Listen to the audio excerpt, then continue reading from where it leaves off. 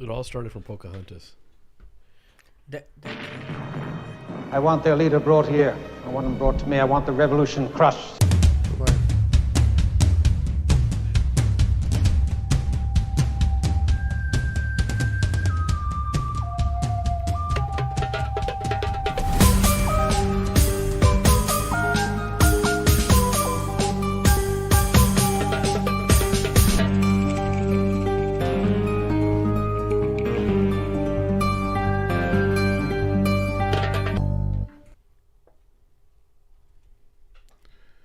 Assalamu alaikum, ahlan, welcome to the band Mamluks.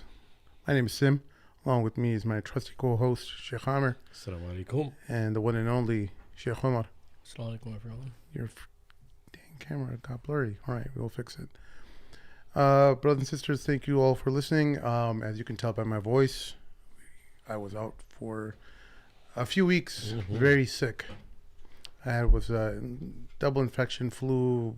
You don't want to hear all of it, all the details, but we're recovering and inshallah on our way to recovery and redemption.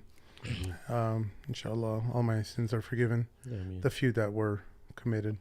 But, alhamdulillah. Hopefully you didn't take any Tylenol. Yeah, Sheikh, what were you up to while... I was same thing, bro. Got sick, threw out my back. After the podcast, Sim is going to teach me how to decompress my lower back properly. Mm-hmm. But yeah, man, I never felt this pain like I heard people talk about throwing out their lower back and having a back spasm. This is real bad. I'm still recovering, but alhamdulillah, man, we got a nice surge of cold weather. You know, the new year was interesting, but alhamdulillah, man. What about you, Sheikh Omar? What's happening with you? Nothing much. Staying busy, work, Minnesota. and kids, and watching the news. Every day is new presidential entertainment segment. No, that's what I was saying before we started. I said now it's just everything just become comedic. It's all just comedy. You don't know what's happening. Even when you hear of international stuff now, it's like, yeah, it sucks. It's crazy, but it all just seems like a big cartoon, bro. And it's the same playbook. All day. The same playbook. All day, every day. And you like, I don't know, like in history, like in like 50 years from now, how we're supposed to explain this, and like 30 years from now, how we're supposed to explain how the human race allowed all this to happen. Yeah. Like, what was happening? Well, one of the issues is that there's so much happening all at once that nobody even know what to be outraged about. Remember when we were young, we grew up, there'd be a weekly, maybe a newsworthy item that everyone knew about in a month. Yeah. In 1 month, Very maybe. Or once every few months, maybe. Not even a month. Right? And then, but now the rate at which information is coming at you, maybe there isn't. There's an argument back and forth about whether things are happening at much more escalated rate, or are we just receiving more information all at once? It's because information overload too. There's too much information. there's just too much information, right? Yeah. So ultimately, people have kind of experienced a lot of fatigue from this rate and how many things you should be caring about, all the different types of oppression that are happening around the world, and you're like, when am I going to do some work? I got I got things to do. I got bills to pay. Yeah. So it's sad, but it's also like kind of, you have to figure out how to balance everything as well, right? Because you have rights. Your family has rights over you. You have rights over your body, and you have responsibilities, and you have to take care of a lot of things. So you can't just be glued to the screen. So that's why we're here for you, TMM listeners, to give you a brief digest, Yeah. a reader's digest or a listener's digest of some of the things that have been happening. But see, no, you over the said past something few really weeks. important, Sim. Look, there's so much happening, but even the very important things that are happening, how are we supposed to look at it? Like, we're seeing it, Yeah. we're hearing about it, but how are we supposed to understand that and digest that properly? You know, and what games are being played? I think that's the most important. I think that is the challenge that most people have. You know, the easy thing, at least as far as when you're watching the news, anything that Trump and Netanyahu are pushing, you just know, like, that's the easy way of that. Do the opposite of that. whatever he says, just do the opposite. Yeah. No, and the world followed suit. Remember when Tucker Carlson and Miss Rachel became like the top, number 1 and number 2 for they won the anti-Semite award of the year or something. Yeah. Almost all across the board, whether they were right-leaning, left-leaning, they were like, okay, now you know you're doing something right if you're on this list. So now, that's what I'm saying. It's just like a big game. It's a circus. And those guys, they continue projecting, like the Trumps and the Netanyahus, they keep projecting this information about what's happening in the real world. But nobody actually believes that anymore. They know that when they say something, you have to think something else. Yeah. Yeah. Honestly, And that's chaos, man. It upsets me sometimes when I see on my Facebook feed friends and family cheering one country over another. Just recently with the whole Saudi Arabia and UAE having that fallout over Yemen. For those who don't know, Yemen had established some of its, or not Yemen, the UAE had set up some of its proxies in Yemen that the Saudis ended up kicking out and reestablishing control over the country, and thereby preventing the UAE's expansionist imperial style goals. And you can also see that these countries, there's a few things happening there, because you see the UAE acting more and more like an imperial type styled country, like Turkey maybe, Iran might be, Saudi Arabia.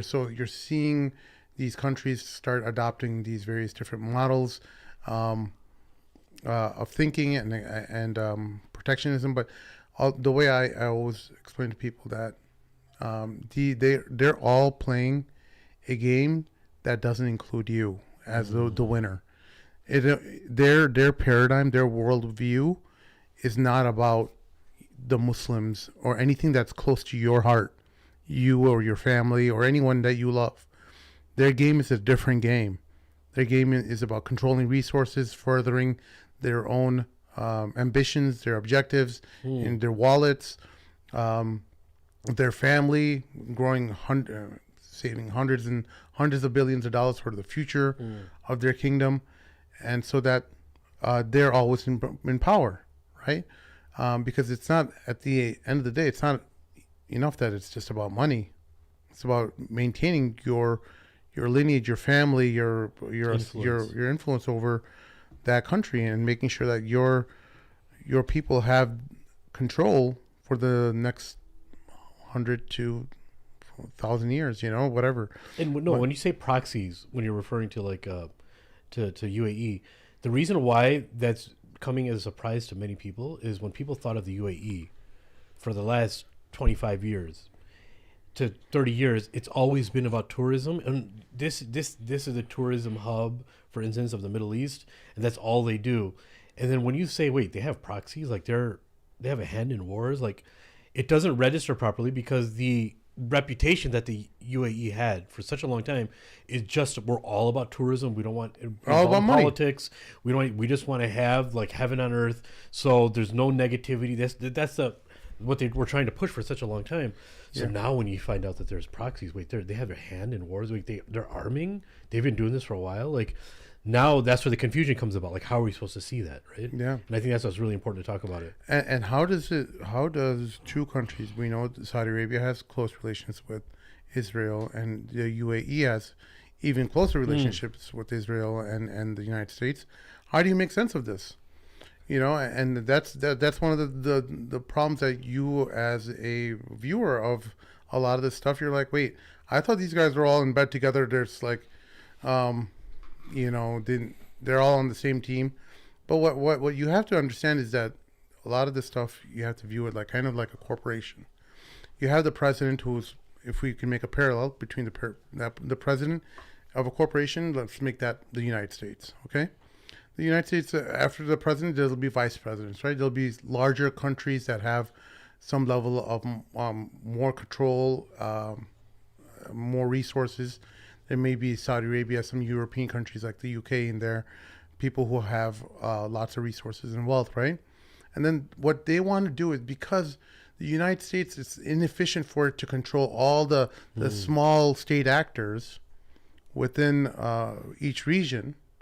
They'll appoint these VPs, these corporate VPs, to start controlling start setting up some directors and managers and so on, so that you can have a better way of organizing your power structure, your control over your sphere of influence over a specific region, because it's ineffective for the CIA to set up an entire network when the CIA doesn't even speak Arabic and they don't know the local politics. It's much more efficient for the Saudis or the Emiratis to do that. So what I encourage people to do is look at all of this stuff with a very skeptical eye, because these are games that are being played that you just don't understand, because these guys live in a different world, and you're a good person for not understanding it, because these people are evil people. Don't feel bad that, I'm naive or anything like that. You just don't know how evil these people are. They see the human capital as pawns for them. They get you excited about one cause, and then you are rooting for another leader to take over a country, and then next thing you know, he sold out the country and he's signing deals with the Israelis or whatever. This is how they play the game. It's all about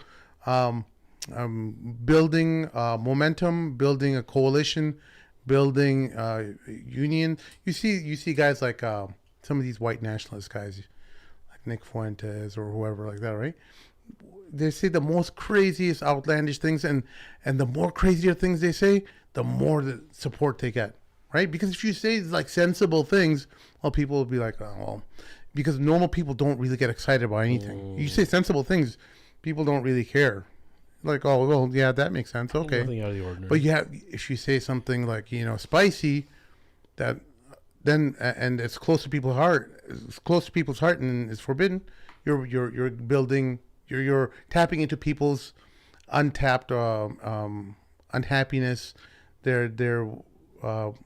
You become a form of venting, an outlet for them to vent, and that's why people support your cause and stuff, and throw money at you and all that. So what I'm trying to say is that the games that are being played in the Middle East, whether it's with the current Iranian regime or the new one that they're trying to install or what have you, these are all part of how the billionaires are competing for resources amongst each other. So back to that corporate power structure thing, right? Well, within a company, you'll have directors and vice presidents all competing for resources of that company, right? They all are given budgets by the president or the board and stuff, and they are trying to figure out how much resources that they can acquire, right? And they try to prove themselves to the president and the board that, hey, my division or my area of the company deserves more resources, more attention than others. And similarly, these countries as well, that they're all operating, the chain is going all the way up to the United States, but they're all kind of competing amongst each other in order to control resources, because these are all, again, billionaires as well, and who are trying to expand their expand and secure their resources. They want to make sure it's not just like, I get a building here and a building there. They don't want to be poor rich. Yeah, that's a short game. Yeah, they want to be 1,000-year rich, like thousands of years rich. Someone else had a 1,000-year dream, but it didn't last that long. It was about 10 years. but hold on. Yes. What you're saying, I partially agree with that. I think, to answer Amar's question, I think one of the ways Muslims should look at anything that's happening in the news, they should look at it in the proper context. And one of the ways that they can do that is by studying history a little bit, because you cannot just look at what is happening in its present form as something that is happening in a vacuum. There's a lot of history behind pretty much everything that is happening now, especially even if what we just talked about now. If you look in the Middle East, what happened between Saudi and UAE, it did not happen in a vacuum, right? I mean, I like your analogy of a corporation, which is true. It was basically a power struggle that was happening between the two, right? and then there came a point where one of them just had enough of the other. I mean, when Mohammed bin Salman came on scene, he needed to be introduced to the West as a safe person. He's willing to do business and all of that. And it was actually Mohammed bin Zayed who made his introduction to Washington and all these other places that, you know, he's good to work with. You know, he's our friend and all these things. And, you know, he helped him out a lot in that sense. The Yemen story has been going on for about 15 years. I mean, for 10 years now. I mean, it's been going. They've had issues for longer than that. But the involvement of Saudi Arabia in a military capacity, because that was one of the first things that Mohammed bin Salman did when he came on scene, was he said, "I'm going to solve the Yemen problem militarily." And then who were their partners at that time? UAE was one of their major partners, right? Then their eventual goals changed. And then UAE ended up dropping out officially, but unofficially they remained around 2019, right? They still remained trying to push, you know, their goal and their vision in Yemen, right? Long story short, now came a time where all of this came out in the open within the past 2 weeks that many people were surprised about. Many people, in the sense, people who were clueless about what was happening, but people who are in the know, or people who who, you know a little bit about what is happening, it wasn't surprising to them at all. What UAE had done was, it still had its proxies in Yemen, and it took control of some of the areas that were bordering Saudi Arabia. Now, if you look at the map, this was a major threat for them, because now on the top, they already have the Zionist state that's there. And now on the bottom, UAE is officially partners with them. And if they take control of this, they're basically surrounded. And then if you go just a little bit further, you have you have Somalia now, which was recently recognized, the breakaway part, the Somaliland, by only one single entity in the world, the Zionist entity. And all of the Muslim nations and the GCC and the Arab bloc and all of them condemned that, except one country. Can you imagine? Can you guess which one that was? The UAE. So it was they felt threatened by this, like, we're being surrounded and we need to take some action. Now, you talked about UAE being built on tourism. Tourism and all that. That's true. Banking. Yeah, I mean, Banking, that's true. Yeah. Financial systems. This is a regional power struggle, a major power struggle between Saudi Arabia and UAE, right? Saudi Arabia has Vision 2030, where they want to be the center and the leader of the Middle East and the Muslim world. I mean, recently, not too long ago, they also had an ultimatum: anyone that wants to have any business contracts with the government, they need to have their headquarters in Riyadh, not in Dubai or Abu Dhabi, because that's where they were. You want to do business with us, you need to be with us. A lot of things have happened, right? With the tourist visa and the tourism and all these things, they're competing, like, you know, it's a tough competition that they're in. Yeah. Now, what happened was, it's actually, if you look at it, the way I like to put it is, there's actually 4 different versions of Dubai, if you want to call it. Because, I mean, UAE, you could say UAE, but we'll just say Dubai because that's what everyone is familiar with. Dubai, Abu Dhabi, right? There's one version that's there for the tourists. When the tourists go, they go and they visit all these attractions, sightseeing and all these things, which is great. You know, everything is great, just like here in the West, or even better than that. And they're very impressed by that. This version, the locals that are living there, they don't experience this. Okay, they don't experience this. Why? Maybe because they can't afford it. They're too busy trying to make their living, right? That's one version. One version is for the tourists. The second version is for the locals that are there. Locals meaning the expat community, right? The Indians, the Pakistanis, the Bengalis, all those that are there. They're struggling. They're trying to make a living. They're establishing their business and all that. They're not interested in this touristy stuff. Like, they're not going to go to 7-star hotel and drink some tea over there. That's not for them. They're busy doing their thing. They'll never understand this part of the country, right? Then there's the third one, which is for the locals. Locals meaning the local Emiratis, which are a minority in their own country. They're about 12 to 15% max. Is that it? Yeah. Or 15% max. Max, okay? Their world is completely different than this. It's all, it's their country, their money, their business. They have nothing to do with, all the other stuff. The expats will never see that world. The tourists will never see that world. They don't need to. They never merge. Okay? Then there's the fourth one, which is the ruling elite. What they're doing under the banner of UAE outside of the country, very few people are aware of. Yeah. Which has has come out in the open now. You see all the reports that have come out that they've been funding, extremist parties in EU, who explicitly are targeting Islam and Muslims. Yeah. Okay, they've signed the Abraham Accords. Everything you think that a Muslim nation should not be doing, unfortunately, you see their name attached to it. And many people were not aware of that. So in the past 2 weeks, a lot of this has come out now. And Mohammed bin Salman, basically, he became a superstar overnight because he's, quote unquote, stood up against him. And many Muslims are happy about it. And they will take him over them any day of the week. They'll take Mohammed bin Salman over Mohammed bin Zayed any day, any time. Over Zayed, yeah. Any day.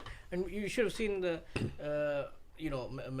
many khutbahs and talks and lectures that were given in Pakistan, for example, of a Jummah khutbah, saying we are ready to sacrifice our souls and our lives for MBS. Huh? For MBS and Saudi. Not necessarily for the MBS, but more for the Haramain, right? It's an emotional connection that the global Muslim Ummah has that cannot be taken away. Yeah. And I think we've talked about this on the show before. Like, the ongoing massacre is in its third year now. And if Saudi Arabia was to do anything tangible, anything like that will show some result, the Muslim Ummah will be be willing to overlook and forgive everything and all of that. That's very true. Yes. Like tomorrow, if you tell them, there's something that's happening, even now, with this that is happening, once again, they asked for the public to donate for the Palestinian cause. Within a matter of a week or so, the people in Saudi Arabia have donated 700 million riyals they raised for the cause. So, I mean, it's a lot that we can talk about, but it did not happen in a vacuum. UAE is struggling right now to gain back some traction and hopefully be embraced by the wider community, because they're the odd ones out from the whole block. Yes, there are others that are that are working under the table and all of that. Everyone is doing that, but these guys are like. So I want to backtrack because what you two just gave was an awesome lowdown. But just to put three things in perspective. The first thing is, it's a very basic question, but I think it's something that puts everything in perspective.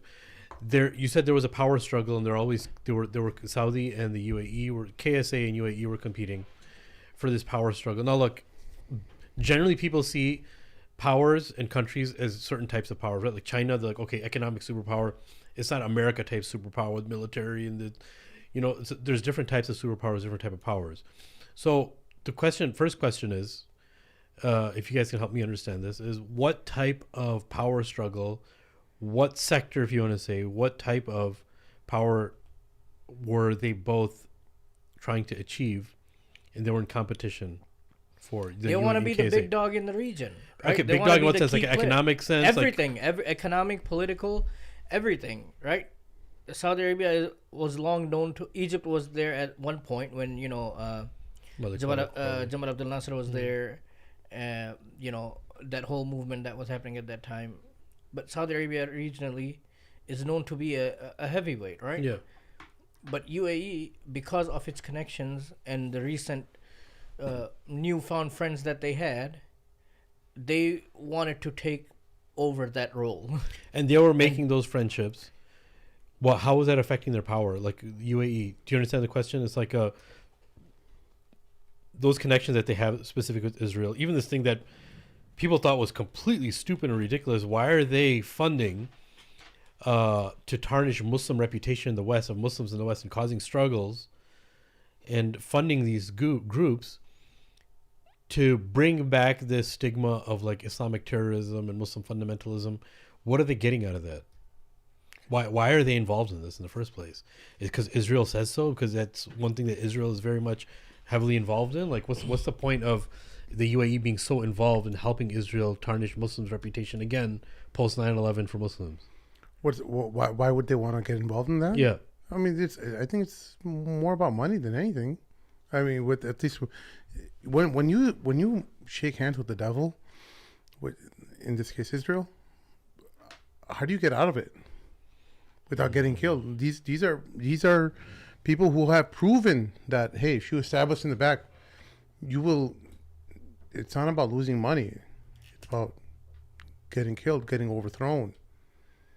I don't. Money is part of it, but power and prestige as well. Like, they want to be known as the deal makers in the region and on a global stage as well. Like, things have to go. You want people to fall in line in this. Yeah. In this part of the world, you need to go through us. Basically, we're the power brokers in this area. Yeah, okay. That point cannot be minimized at all, because when you are involved in negotiations, when you are invited a seat to the table, you're able to carve out separate dealings for your own country as well. Yeah, for your own billionaire class for your country. And you have access to what everyone else doesn't have. Yeah. Other countries, contacts and forming relationships with these people. So now, but hold on before you talk about, but on your point, even the Abraham Accords that they signed, documents that were leaked from UAE within themselves, tells you how bad that relationship is, where the Emiratis, they themselves are talking internally and they're saying how bad we're being treated by them. We're supposed to be equals. But even if you look at some of the letters that Netanyahu wrote to them, is basically ordering their slave on what to do. And they're like, we don't like this tone. We're not their servants. They're not treating us as our equal. This is they themselves having an internal conversation. I mean, if you talk about buyer's remorse, like, I mean, you can not find anything, more better than this example. Like, I don't think they're happy, but they have to put on this face, right? Like, we can do no wrong. We made the right decision, and this was a strategic decision, and all this nonsense. You know the old adage of how there's many stories about how the devil makes you do one small thing that's evil, but then you kind of get pulled in, and then you do a little bit more. Oh yeah. And then next thing you know, the Bersisa. The Bersisa. Yeah. And the problem with a lot of these political actors is that they're politically naive. They don't know who they're messing with. These are the West, in particular, Israel, the United States, etc., and the European countries have been at this game for hundreds of years. These are new countries who don't. They're in a new world. They were not. Even the Ottomans didn't control these regions, the Gulf states and stuff like that. They weren't even a strategic benefit to them. Yeah, so true. They weren't involved in much politics to begin with. Like, usually, these kind of tactics and thought kind of gets trained and permeated over generations, so that it's not just one person, but it's like a culture of very astute, sharp kids who are growing up amongst each other and knowing how to deal with these people. Yeah. And you just don't see that happening with people in Dubai, and so you're just seeing a very reckless way of entering the world stage without really knowing who you're working with. Yeah. Because in their mind, they're thinking, oh well, for us, it's just all about money. We can throw money at everything. We'll get what we want. You know what? Since you mentioned that, what I think was really important is, remember in that documentary Dirty Wars, when Jeremy Scahill, he's talking to the Somalian generals, he's documenting about Somalia, and one of the warlords there, one of the most prominent, I forget his name. He was saying Was it that Tim Walz from Minnesota? he was saying this Somali guy was like, you could say whatever you want about America, but America, they're masters when it comes to war, and that's why we love learning from them, because like he's openly saying he's like as far as war, they're war masters. He's like anything we can learn from them, we're gonna take. So when they give us something or give us hints towards something, they want us to be a part of some type of war. We're learning from them, and we need to catch up, type thing. So I think that what you're mentioning, a lot of the countries that get involved in the Middle East, they don't realize again the level of the advantage of evil that they have over them. And they're thinking that, okay, I have money, I can just throw money at this, I'm going to get whatever I want from the West. But there's a lot more of an entanglement than you think, You're tangled up in a lot more. Yeah. So my question now is like, how does Iran, what's the deal with Iran now? Like this new... So Iran, I it's a bit more to it than what you're seeing in the news. I think there's... They want freedom. From the protests, yeah. Malala said that, okay? We need to believe her. Here we go. So we know from the various strategies over the past 2 years, and because how Israel has orchestrated different campaigns, different ways of clandestine operations within regional countries, etc., by subterfuge, by deception, all kinds of different strategies that they employ to cause chaos and wreak havoc in the region.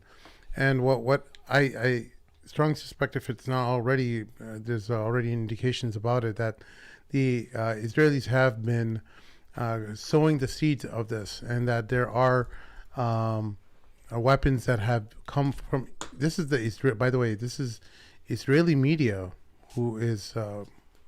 They're openly saying they have operatives on the ground. That they're funding, or giving weapons to protesters.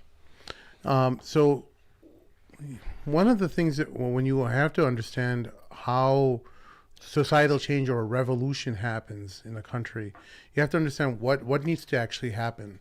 What are the fundamental layers in order for a government to collapse, right? You have to understand where the power is located in a specific region. Is it truly belonging to the people? Very rarely it is. And if so, then why didn't democracy work? Okay, well, so you have to figure out where these different areas of power are in the country. All right.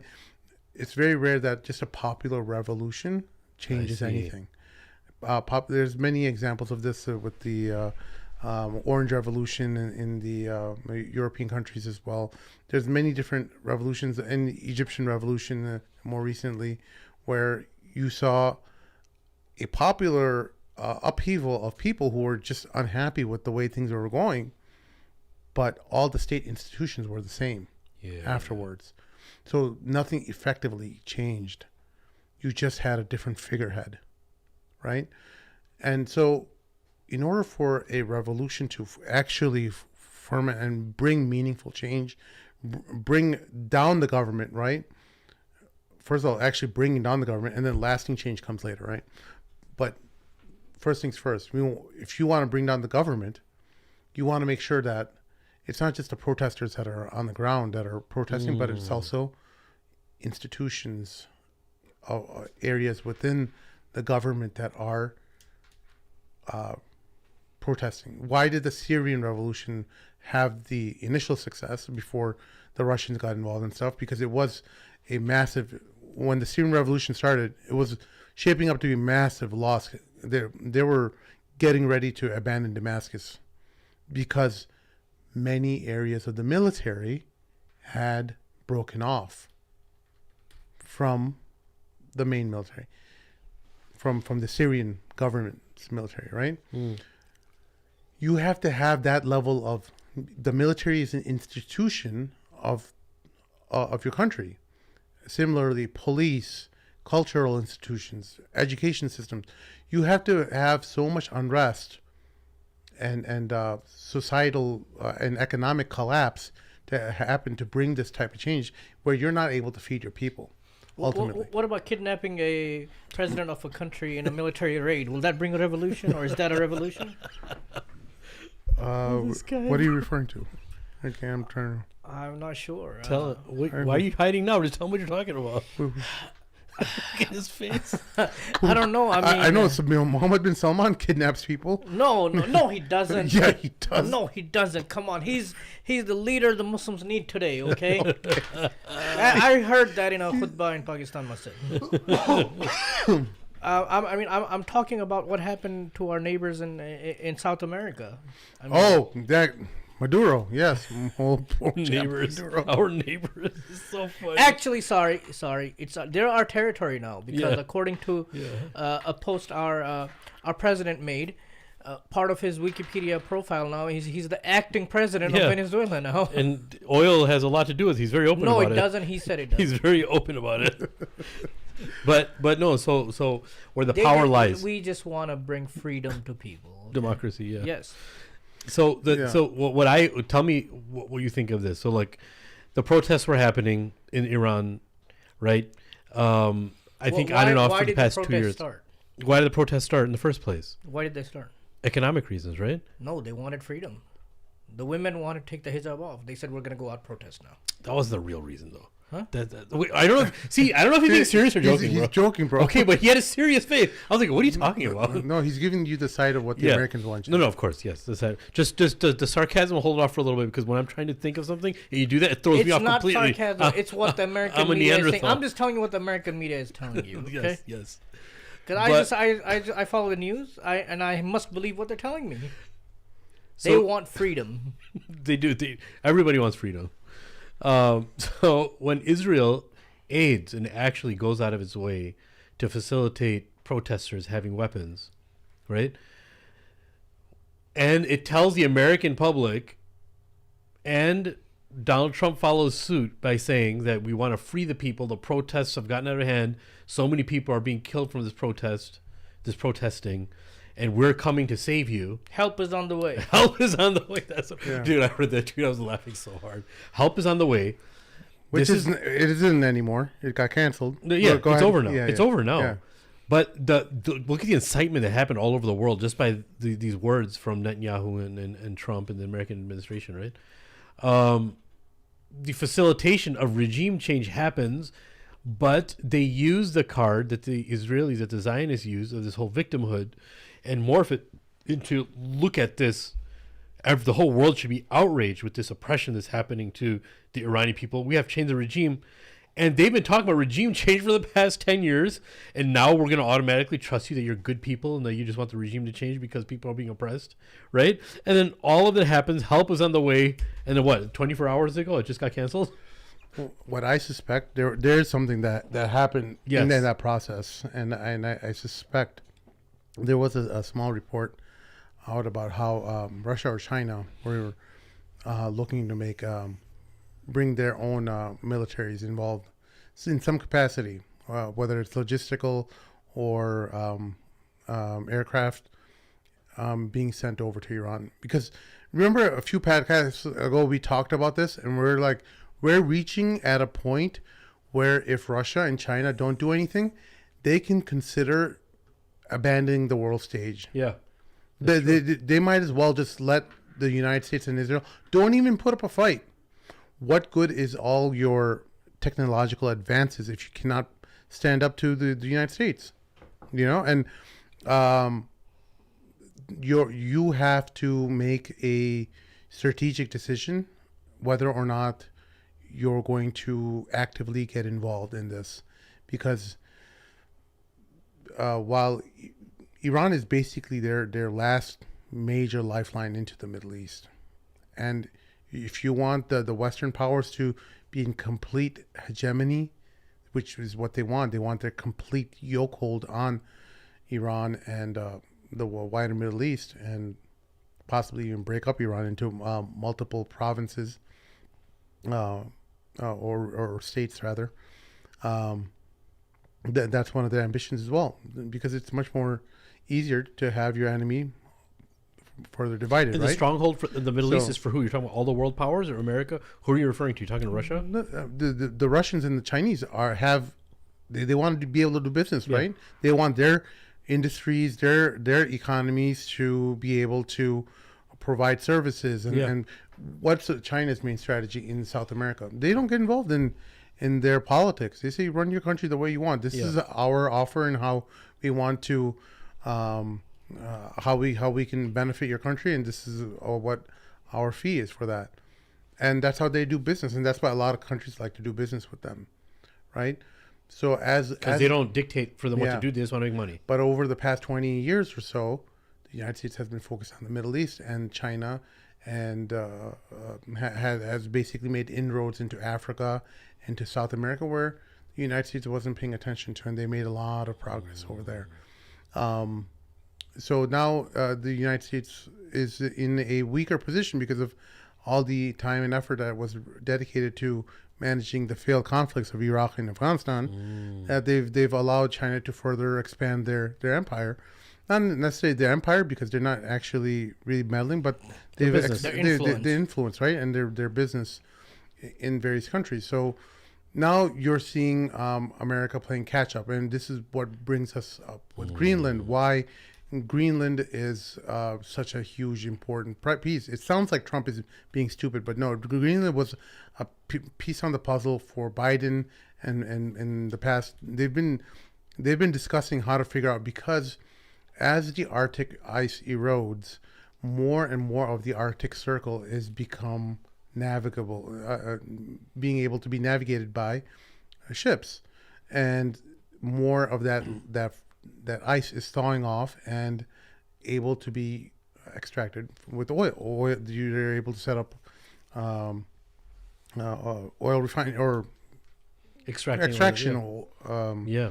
mines and stuff. And so you're seeing this battle kind of shape up in the Arctic Circle, where major powers like Russia are expanding their influence over there. Honestly, I think it doesn't benefit the European countries to hold on to Greenland. Strategically, it makes much more sense for them to make a deal with the United States where they share some of the profits with it, and say, hey, here's Greenland, it's yours, because they won't be able to fight off a Russian navy, right, on their own. Maybe Britain can, but you not definitely on their own, but they're part of NATO, right? Right. They're part of NATO. That's their main thing. By default, America should be defending them as part of the NATO deal. Exactly, but America's behind, right? Because we're America first now. Yeah. We're focusing on our own issues. America's behind because of the past 20 years of how they bungled their attention away from South America and South America and Africa. They bungled it, so they're now trying to play catch up with China, because they know China is expanding at an exponential rate, that they're eventually going to lose world dominance if they don't. So these are like grasps of desperation that. So when Trump was saying that he doesn't want China to be so close to us in Greenland, that was the moment of truth. They actually do mean that. Yeah, they do mean that, because if they lose Greenland, then they're way behind. But I don't think that's going to happen. But hold on, before we talk about... China's not going to take Greenland, but they can expand their business there. The more ships, it's all about ships, right? Your navy, and the more control you have of the Arctic, the more you're going to be able to extract its resources. America already has bases there, okay? I don't think they're going to buy it and all that. There's probably going to be a deal that's going to happen where America is going to expand its presence over there.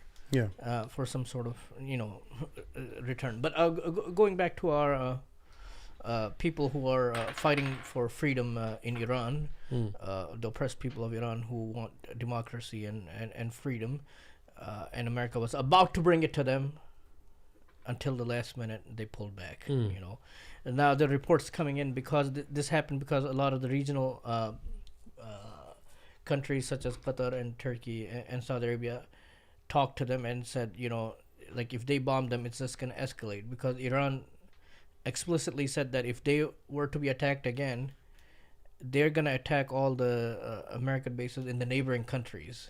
Like, they're not attacking the neighboring countries, but the bases in there. Yeah. And that's not going to be good. So much so that Guardian reported that Saudi Arabia went as far as saying that they're going to deny them airspace if they were to launch an attack on them. That's pretty big of them to do that. Deny who in airspace? America, right? Yeah. There we go. Yeah.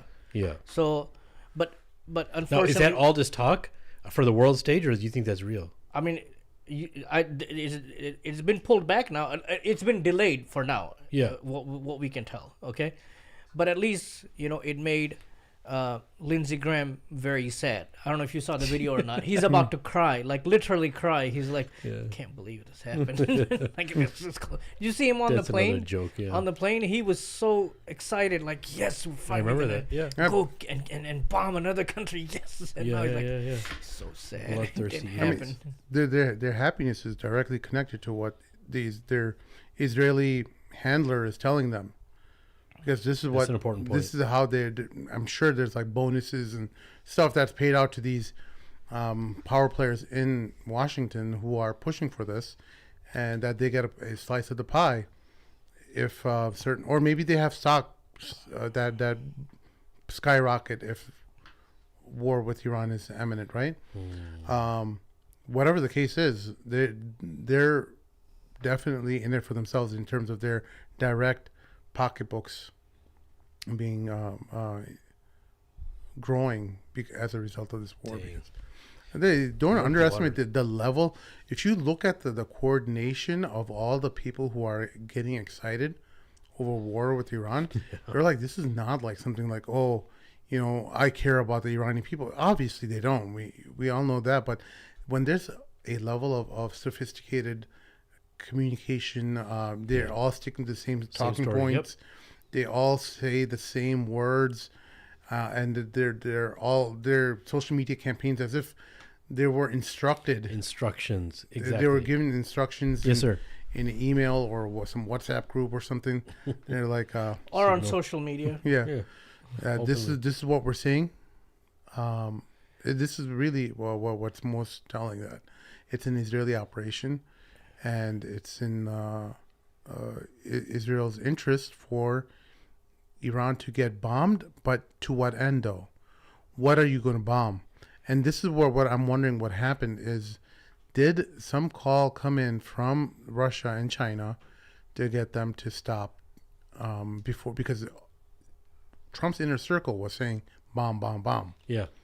Somebody made them stop. And I think that they got a call, because the Russians wouldn't say it publicly, or neither would the Chinese, because they didn't want to.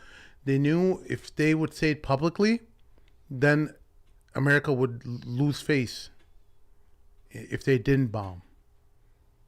I see what you're so saying. Because you have to talk to them in the back channels, because if you make America look like it's not number one and that they're getting orders from Russia and China, then they will have to bomb.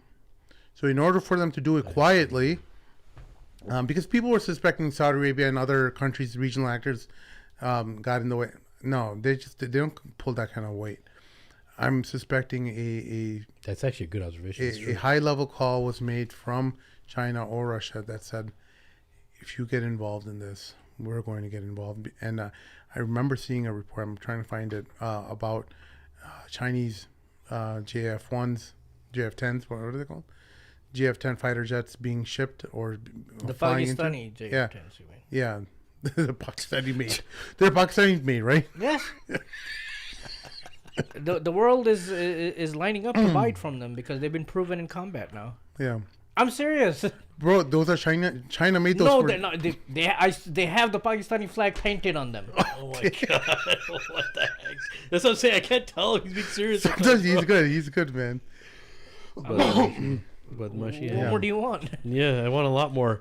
So I think this actually helps put everything in perspective.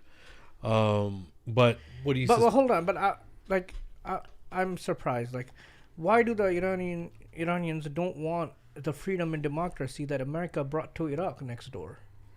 That's a good question. Well, so that's or even Afghanistan. It took them 20 years. Yeah, that's a good question. And now Taliban's back in power. One of the things about the reason why revolutions fail is because they don't have a plan for the day. The day after. There's no plan for day after. How because the day never ends. Once you overthrow the regime, who's going to take in power? You have this clown Reza Pahlavi, he's the son of the previous Shah. Who hasn't even lived in Iran. He never lived in Iran. He's a moron. He's literally a moron. People say that he doesn't even want to be in power. He just talks a big game because he wants to be on TV. He literally doesn't want to be in power, but because he's never lived in Iran, he doesn't know a single thing about being Persian. He gave an interview, I think yesterday or today. He said if he were to be back in power, he's going to cancel the Iranian nuclear program if they have one. According to them, they don't. But if they did, he'll cancel it, and he will. Oh wow! This guy is this desperate to be brought into power. Kissing up to power, yes. Yeah. So they don't have any kind of effective opposition leader, someone who can guide them from day one after the revolution, right?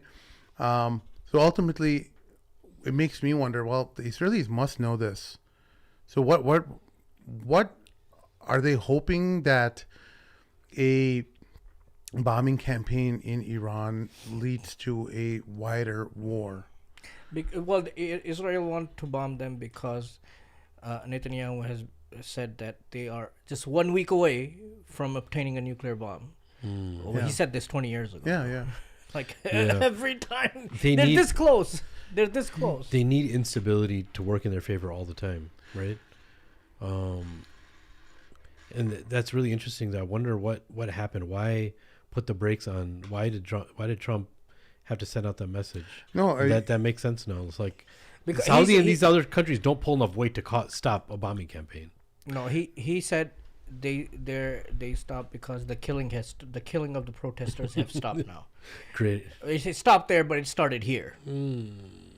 There's what I suspect is the Israelis have some information about Iran in the sense that they have access or they have the ability to extract a lot of resources from that region if they have their person in power. We all know that the WMD nuclear stuff is just garbage. Colin Powell said they have. Yeah. So they've said it for like 20 years now, right? So the yellow cake. The yellow cake. Yellow cake, yes. I love yellow cake, by the way. Yeah, so do I. It's my favorite cake. But you're such a distractor, dude. There's something. It doesn't make sense on its own that they would want to bomb Iran. To what end? You don't have a viable alternative, and the same thing with Maduro as well. So it shows me something's happening in Washington / Israel where they're behaving recklessly. There's no plan in place. They're not. This is typically there should be. These things are checkmarked. Like you have like a I don't know if you guys are in the corporate world, you have a project plan where you're check marking things. Things are done within phase 1, phase 2, etc. Right? And you're check marking things. They're just like skipping over to phase 3, like without like doing all the homework that's required, the groundwork in cementing dissent and creating popular upheaval. You're not creating it naturally. You're throwing a bunch of weapons to people who are upset. There may be legitimately unhappy people in Iran. I'm not saying that side does not exist, but what you're doing is the most stupidest way of trying to create a revolution by giving them what you establish supply routes, to with ammo and stuff like that. How are you going to sustain a violent revolution? So I'm glad we're actually discussing this because I think chaos is actually kind of intended here, and I'll tell you what I mean. Not like in a conspiratorial way, but interviews that are happening right now with Piers Morgan and the like, they're bringing on all these people on the news and especially like on YouTube alternative news channels to make people feel a certain way about there's these protests have been happening in Iran for a long time. The amount of people killed and casualties is probably just as much as Palestine or in Gaza. Yeah, right? Some girls and why are you having a problem with Palestine, now with Iran. You're having this selective what do you call it? Selective outrage. And this is telling us that you're dishonest about your actual outrage. We know what's best. That's why we're doing this. But you, on the other hand, you have this outrage about Gaza, but when it comes to Iran, you don't care. So they're playing this game internally with people now that are feeling so strongly about Gaza because everyone sees what's happening, and they're trying to use that as a distraction. Anytime that happens, you start thinking, yeah, it's a distraction, obviously, but what actually is happening? At what degree are they invested in this? And this lets me know that you're talking about a project plan, and there's no plan in place. That's a problem.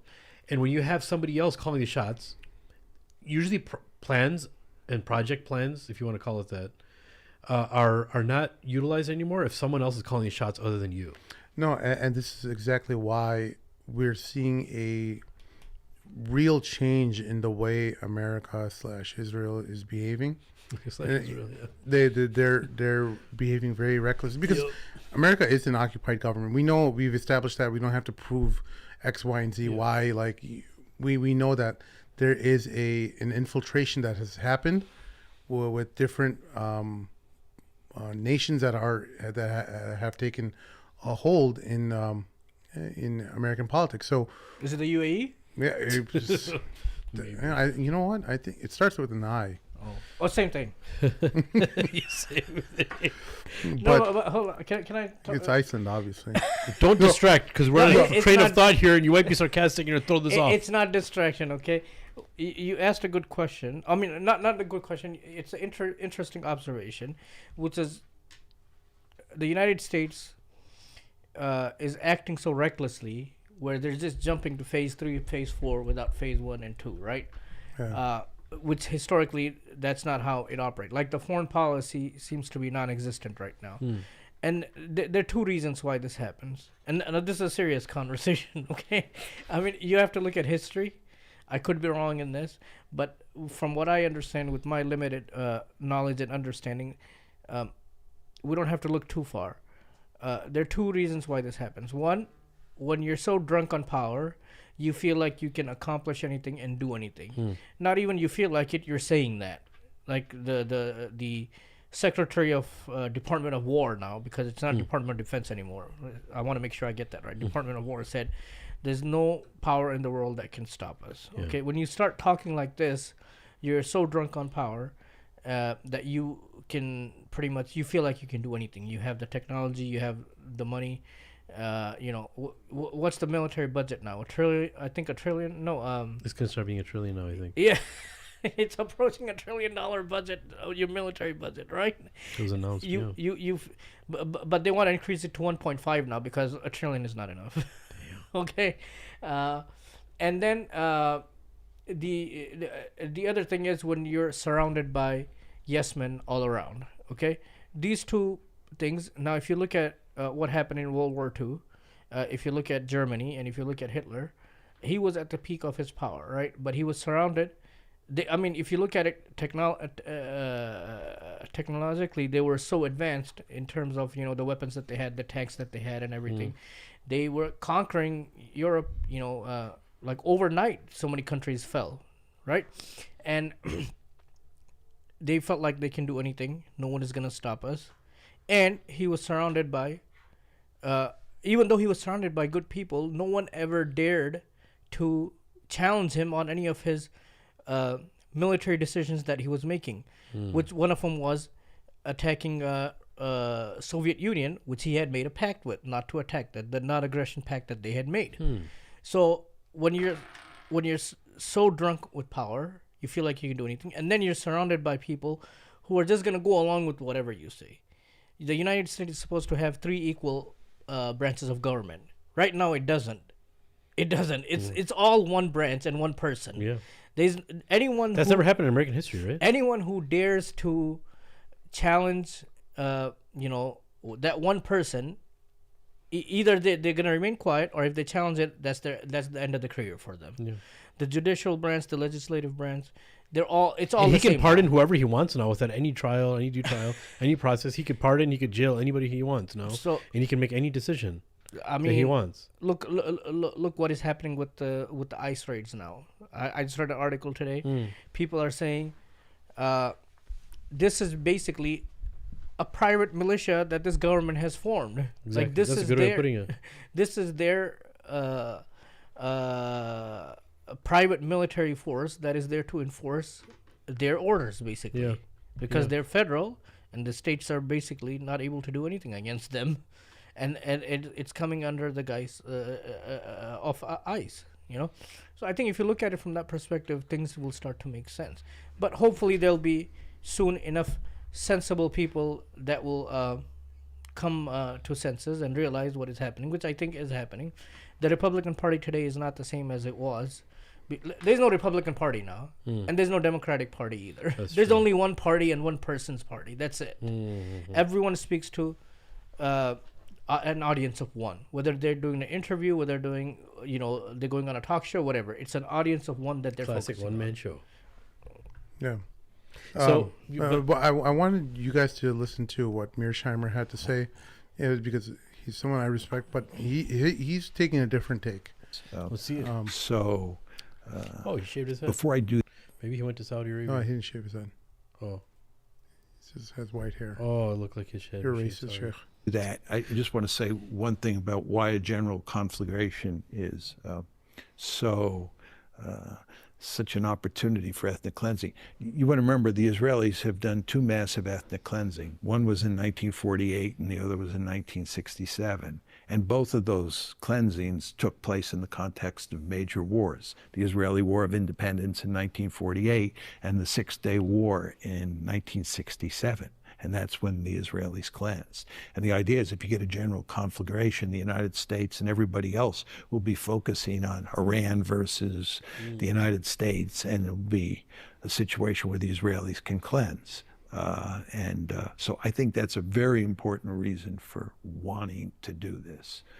So that is logical, and I think that's a rational explanation that he's giving, which could possibly explain why they're pushing away a lot of the human rights groups and stuff that the aid groups that are trying to get into Gaza, like Doctors Without Borders, very established organizations. We're not talking about any recent newly created group, but very historically well established, really well reputable organizations are being banned from entering Gaza. And part of me thinks is because a war with Iran could, in the fog of war, in the confusion, Israel will start pushing out the last remaining people in Gaza out of the country. And I think that could be, but I feel like it's still like that's a big attempt, because it seems like you've already agreed to establishing a ground presence of forces from the various countries to settle into Gaza and rule it. So you have to kind of wait and see what they want to get, because they've been pushing a war with Iran for 20 years now, well before Gaza was. Yeah, they've been talking about it for a long So time. I'm not. That's where I see a hole in Mearsheimer's theory about that. This is all a cover for ethnic cleansing. It may be one of those. It is definitely a distraction, though, because nobody's talking about it It may be, anymore. a number 2 or 3 item that they can try to pull off during a war, but the level of coordination and political pressure that they're applying, Yeah. with the congressmen and various political actors in the administration, it doesn't really warrant, because that's still a coin flip that you can get away with that. But one thing I think that is really worth mentioning is the way they're demoralizing the world, of making the people feel and believe that they're not even considering any ramification towards what they're doing in Gaza anymore. They're moving on to other things, to making people feel like, oh man, before we were talking about Israel, and Israel was forced to defend itself and bring all these people to defend the moves that are happening, but they've moved on to other things while they're still conducting this There's a ceasefire massacre. in place. Like a legit ceasefire? That's what I was told. Yeah, well, so one of the other ideas is that with a friendly government in Iran, that the Israelis will be able to set up their own satellite outposts. I see. Possibly in Isfahan. I don't know. I'm just saying, speaking out loud. Don't want to get very end of days here, but it's possible that an end of the regime may be able to create a way for the Israelis to apply pressure from the east and the west on this region and kind of squeeze them from both sides and really make sure that they have two outposts in the Middle East. I don't know. That's when how much of much of your religion and your what's it called? What's the science of the end of days called? Eschatology. Yeah. Eschatology is how much do you take eschatology into your political framework? I think there is something to be there, at least in terms of the way that Hadith is talked about with 70,000 Jews from Isfahan coming. That's a lot. That's not there right now. The knowledge you mentioned is so interesting, so important because they've been mentioning Iran for so long. For 2 decades, maybe a little over 2 decades now. And they're just every year there's like a little more. There's more of a layer that's just removed more and more and more. That's a very interesting way of looking at it too. And I think it's one of those things you'll never know until it's too late.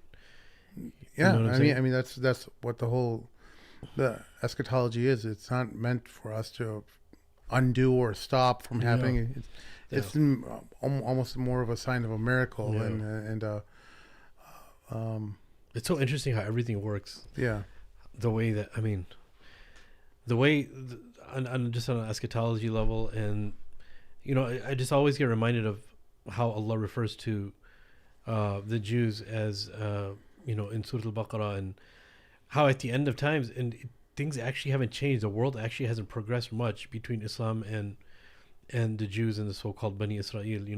Obviously the power has been morphed to different people, but they claim the same religion of the people who were from the Israelites.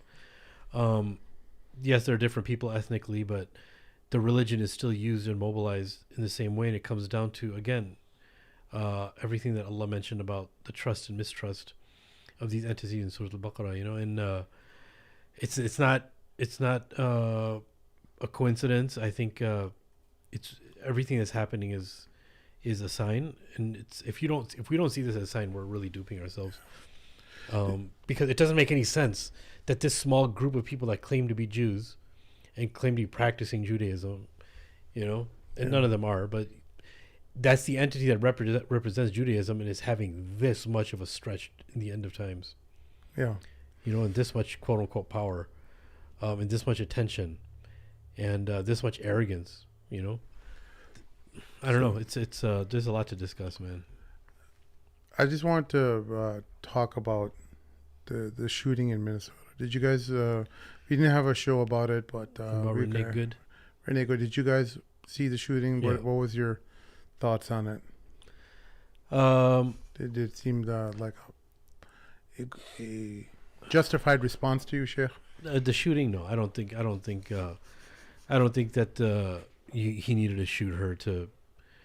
And then all the cover up that happened and all the changing of stories. I think she ran him over. First, they said the car hit her. They were there aiding another accident or pileup that happened because of the weather, and none of that actually happened.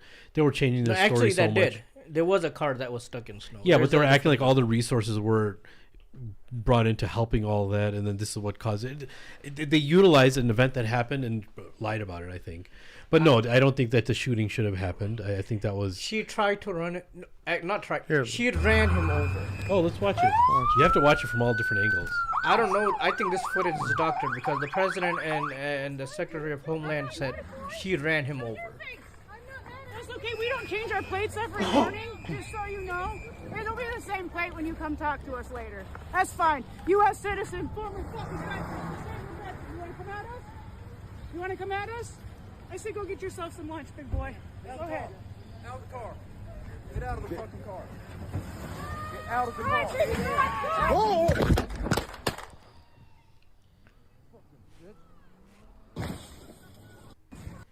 All right, so I don't think the audio was synced up. And this is It's a different angle, but so what I'm seeing over here is that this is the guy, the shooter's body point cam. of view. Yeah. Body cam, right? it's not body cam. I don't It's think not? it's body cam. I think it's he was recording with his phone. Oh, phone. Oh, was he really? Yeah, that's their body cam. Yeah. So he's holding a phone in one hand and a gun in the other hand, right? Okay, that's right. So this is when he gets bumped right here, right? So she's you see her moving you see right here in this angle, she's moving her steering wheel. Either he's looking away and not seeing her, turn the steering wheel, and go, because he's blocking her partially, and she's in the previous view, you're seeing her talking to the other ICE agent, right there. Her head is looking at him, right here, and move it along. So you see her head is still looking at that other ICE agent. So she's not aware that he has moved in front of the car. Yeah. Up until now, she sees him, I guess, and then she starts moving her car and getting ready to move. And this idiot is just standing in front of her. Yeah. No, but didn't it seem clear to you that she was just trying to just go in front of him and go away, evade him instead of trying to hit him with the car itself? Look, I mean, it clearly shows that she's moving her. Look, if you want to run over someone, you don't have to move the steering wheel. Exactly. Yeah. She's already in front of you. So she's moving it towards the right to get her steering, to get the tires to move away from him, and this guy's not moving. And then when he gets bumped, it seems like to me, because his hand was already on the gun, that the first was an accidental discharge. You think so? Yeah, the first shot. Now, what happens in his psychology in that 2 seconds, the split second of decision making, he's like, "Oh bleep! I already shot. I probably missed with the first shot. I'm just gonna finish it." I think just instincts took over, and he just shot her. I think that's what happened. No, look. In all fairness, I think it's Still hard. unjustified, but It's not justified. But in all fairness, I think it's hard for anyone to say what you would have done in that situation. Very true. Because, I mean, I think you have to look at the bigger picture. This particular agent was involved in a similar incident not too long ago where he was dragged by a car. yeah. Well, I heard that too, and I think that just shows he's a moron. That he does not know how to. He does not know how That, to but engage. also That too. He got caught in two situations. No, that too. But if someone that was dragged like that, certainly he must have undergone some trauma. Yeah. Should a person like that be back out on the street Yeah, doing and the you same think stuff survival again? instincts of this guy's IQ is pretty low, because you would think that you would not want to stand in front of someone's car after being dragged in the previous situation. Yeah. Like you and know, people like, were saying that it was probably because of his trauma of being dragged that he didn't want to get whatever, so he discharged and whatever. But anyways, let's just say his trauma of not being one. of going through that situation. Yeah. That he didn't want anything else to happen again, so he's quote unquote defending himself from something Yeah. happening again. So he shot her. Okay. Right, out of defense, out of Yeah. self defense. But what do you think? What do you think is self defense or No, what? absolutely not. I think it's he intentionally put himself in a vulnerable position where these weren't people who he was mandated to apprehend. They were American citizens. They were clearly white, Midwestern women. He did not have to cause trouble with them. There was no reason to detain them. They had nothing suspicious about them that's related to their stated duty. They're not enforcing anything related to what their job is requiring them to do. And if I was in court, that's what my fundamental premise would be of my argument would be to make sure that we're not discussing all the other things related to the rules of engagement and stuff and how to approach a vehicle. But they had no business talking to these women to begin with. Yeah. That they were provocateurs. These women were moving away, and they got involved in something that they didn't have. They had no business being involved in. And second of all, when they do take it to court, do not do it under this administration. Do it in the next administration, where you're not going to have this administration changing judges and making sure that the right judge gets into power. Be patient. The next administration will be either President J.D. Vance or President Rubio. Is what I heard. Who do you think actually the viable candidate is in 2028? No, hold on, forget about that. But let me talk about this. We'll come to that in a minute. But look, I think the first shot. I think the first shot is debatable, because it's very difficult to judge a person in that when you're in that situation. I'm being serious. No. Especially for someone. Keep saying that. No, I'm serious. for someone who was in that similar situation previously. Yes. Which you have to be really stupid to put yourself in that same situation again. But he might have felt like he was being run down, and whether it was accidental or intentional or whatever. Okay. That's because there were a total of 3 shots. The second and the third shot there's no excuse for that. Yeah. There's no need for that. And there's so many people that are talking about, oh, she was blocking them, and she's doing all I would say she was doing 50 million things that she should not have been doing. Yeah. But do any of those reasons justify her losing her life over it? That's the question people need to ask themselves. Yeah. She could have been violating so many rules. I mean, they knew who she was. She told them who she was. They got her plates. They go to her house and arrest her later if you're bothered by her this much. Does it justify you taking a life? That's the question people need to answer. People need to ask and answer. And attention was on Minnesota, even because of the whole the Somalian invasion. The Somalian invasion and the daycare funds, and that guy Nick Shirley, who was actually an operative of Israel. He was an Israeli operative. I know you have a lot of friends in Somalia, in Minnesota. Sorry, in Minnesota. I don't have a lot of friends in Minnesota.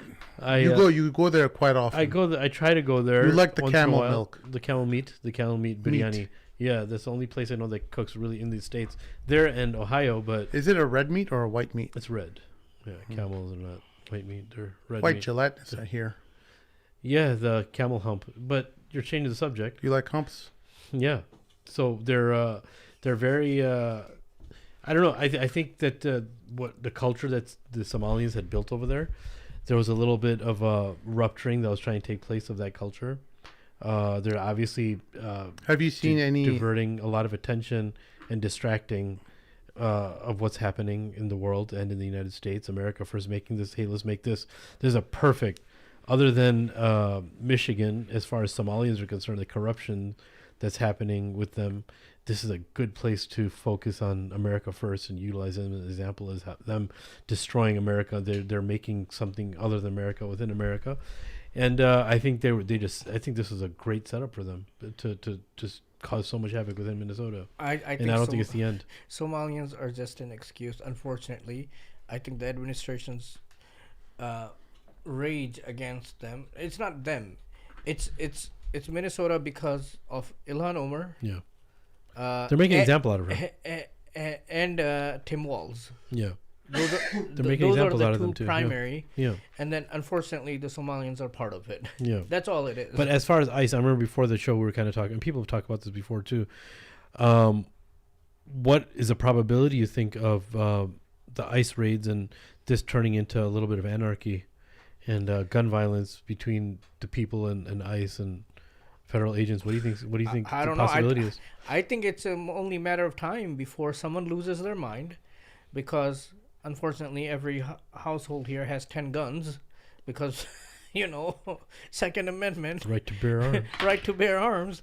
I think it's only a matter of time before someone loses their mind, or they mess with the wrong people, and it's gonna be mass chaos. Wouldn't it be epic, absolutely epic, if the left adopts the Second Amendment to fight against ICE? Like, in the irony of ironies, that the anti-gun, anything can happen. The anti-gun left arms itself and organizes itself into militias, as the Second Amendment instructs. Making sure that trans and LGBTQ people are on the front of it, and that they are the leading voice of the Second Amendment. That'd be crazy. That's really crazy. I don't know why this is getting me excited, but it's just another layer of irony in this clown world we're in. But that world. I mean, that would be great, but it would be a little bit confusing for me because I would not know what pronouns to address them with. Sir, I need your help, or I'm sorry. But if they shoot you, then they can get trigger happy. Yes. But what about like the Black Panthers? You're showing me that video of the Black Panthers and like these guys that were staging up and getting ready. Like, hey, you can't come in our neighborhood. I'm pretty sure there's multiple neighborhoods and areas that are like that are not going to tolerate ICE. Since you mentioned, it, I thought it was a little far fetched, but now that I'm thinking about it, like, why would they? They've already been disenfranchised. They don't have much to lose because they feel like, you know, the world has always been against them and they're succumb to living in ghettos and stuff like that. Why wouldn't they go out with a bang? That's what I'm saying. I mean, I think it's only a matter of time before some incident happens that will trigger something like that. Not just with them, but even random, you know, good old white folks. Like, they got people showing up to their doors or in their neighborhoods, and they're trying to sleep, and they got people out there whistling and alerting people, disturbing, you know. Have you ever dealt with any of these neighborhood watch ladies? Okay. I've seen videos. I never actually dealt with them, no. Okay. The Karens? Yeah. The neighborhood Karens. Disturbing neighborhood peace. Like, people Yeah. are crazy, you know? Like, I mean, you see random stories as, like, there was a story not too long ago, just a couple of months ago, I think someone had delivered, an Uber Eats delivery food, had delivered food to the wrong address, and they rang the bell, and someone responded to that doorbell ring with the shot from inside because they thought someone was trying to break into their house. Oh, snap. So you got all kinds of crazy people. There was another incident, some African-American child, he went to the house, he thought it was his friend's house, and he rang the doorbell, and then he was shot. This is recent? Yeah. Dang. Yeah, within the past few months. That's kind of disgusting. So, Dang. I mean, I think that they're underestimating and they're overplaying it. And you read the reports as to what kind of people are joining ICE, right? It's just most of the people are not trained. They're supposed to be trained, but most of them are not. They just either they're former military or they were discharged a long time ago.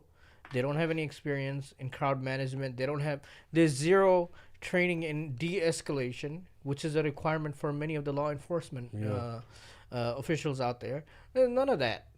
It's just they're going out with full brute force, and they're gonna get a response in return, one way or the other. But the people that plan, the federal agency that plans all this, like Homeland Security, Christine Ohm. No, but this to be at this level and this type of chaos emerging, this kind of almost, the side of me tells me this has to be kind of by design. Like, you have to expect chaos to emerge when you have this type of stuff happening, as if it's like a necessary chaos that needs to happen. Honestly, I think it's so stupid. I think it's intended. Part of it's like a distraction away from the Epstein files and stuff like that. It's so chaotic, and it distracts everybody from the Epstein files. Yeah, I think a lot of this stuff is plays right into their hands. And it's just like, I'm not saying it was planned, this murder, but I think it's a wonderful distraction away from many of the billionaires who kind of got away from being prosecuted from the disclosure of some of the Epstein files. There was stuff that wasn't redacted. But yeah, we're never gonna get those files properly, I don't think. Yeah. But yeah, man, alhamdulillah, it is what it is, bro. There's still a lot of khair left in this dunya, but it's just a circus to watch what's happening. Xi Jinping just released a statement saying the world is devolving into the law of the jungle. Oh. Well, Wow. I mean, look, he's not wrong, and I think there's a reason why he's saying that, because look, what happened here with Venezuela, their president being, you know, taken by force. We don't want to use the word kidnap because BBC told the reporters don't use the word kidnap. Even though that's what happened. And his wife. Yes. Which is weird. Yeah. So what is stopping other countries from doing the same thing? Like, what is stopping Russia and Putin from going and just kidnapping or killing Zelensky and his wife. And take over the country. It's a precedent set. And why cannot Putin name himself as the acting president of Ukraine? Because Ukraine was part of Soviet Union before, right? You're right. Or why cannot China take over Taiwan? You're right. Right? I mean, that's what I would do. They're surrounded. You right? literally have full access to taking over Taiwan, and I think they're just waiting for the right time. The moment America makes a misstep, their resources are diverted. They'll make sure to take over Taiwan. I think that it's just a matter of time now. Yeah. I mean, they have more than enough reason now to do it after what happened here with Venezuela. I think, but at least as far as China and Russia's future goes, it's more important for them to protect Iran than Taiwan, even, because if you're preventing, effectively implementing a proxy state of Israel in Iran, which will cut off China's access into the Middle East, a natural roadblock. And I think that's what's going to happen. Yeah, a lot of money in that. Wow.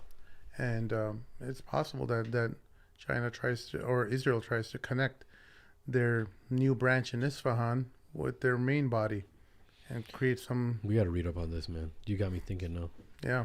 Because that's what their Greater Israel project was. Their Greater Israel project was not just small or even stretching into the Sinai. It was expanding all the way to Saudi Arabia. Yep. And, yeah, they're open about that too. They did mention that, which the Saudis did not like at all, and they came out forcefully against them, at least by words. And the Saudis are making the Gulf, they're making a huge blunder. They don't know who they're messing with. They think that they're all businessmen and that they're all in it to make money, and that whatever Israel says about them is, stuff that they have to say to the public, and then we say bad stuff about them to the public. But in the end, we have to say what we have to say to our people. But behind closed doors, we're all in it to make money. That's not how the Israelis view the relationship. They don't. But these Gulf Arabs, they're thinking that that's what the relationship is. No. That I think initially that's how they thought. That's how Emiratis thought it was, and they found out it's not. It's not. And I think that was a huge wake up. This is what I'm saying. That was a huge wake up call for Saudi Arabia. It's not gonna work like this. I don't think so. Yeah. Okay, that's why this whole project of normalization is. I don't think it's gonna happen anytime soon, because they realize okay, there's really no benefit in this for us. Yeah. Even after we've done, if we do all of these things for them, they're still gonna view us as, they're in charge, they're our boss, and we're subservient in this. Yeah. Right, before we close this off, we gotta see when this guy's crying. With this guy crying, it just makes the evening so much worth it. He's so red. When he's so upset, he looks like a pink pig, bro. Look at him. There are a lot of headlines out there that are, in my view, not accurate. President Trump's resolve is not the question. The question is, when we do an operation like this, should it be bigger? He's so sad. Or smaller? I'm in the camp of bigger. Time will tell. I'm hopeful and optimistic that the regime days are numbered. He's so sad. He didn't get his little war. Yeah, he looks like so, pink little pig. Yeah. All in all, great episode, guys. I'm glad we finally got to sync up with you guys, and let you know that we're still alive. Hopefully, my voice comes back by the next episode. But appreciate you all for sticking around. Sheikh, any closing thoughts? No, alhamdulillah. Thank you. This is a good show. I appreciate you guys, man. A lot of learning from you. Sheikh Omar? No thoughts. I just hope that the world cares about the people who are struggling for freedom and the oppressed in Iran, and I hope that they get their freedom, and I hope that they're liberated soon, inshallah. All right, brothers and sisters. We'll see you all next time. Assalamu alaikum. I want their leader brought here. I want him brought to me. I want the revolution crushed.